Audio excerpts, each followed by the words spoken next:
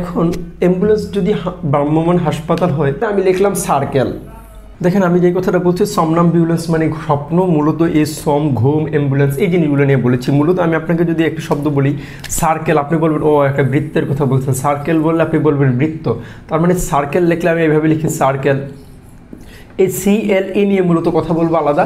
এই অ্যাম্বুলেন্স শব্দটাকে যদি আমি আবার লিখি অ্যাম্বুলেন্স, এখন কথা হলে অ্যাম্বুলেন্সকে আমি আলাদা লিখলাম। অ্যাম্বুলেন্সের সাথে যদি আমি আগে সার্কেল শব্দটা লিখি সারকাম, দেখেন শব্দটা অনেক বড় হয়ে গেছে। এবার আপনি পড়বেন সারকাম অ্যাম্বুলেন্স, আবার লিখলে সারকাম অ্যাম্বুলেন্স। এখন কথা হলো এই সারকাম অ্যাম্বুলেন্স শব্দটা দেখলে অনেক বড়।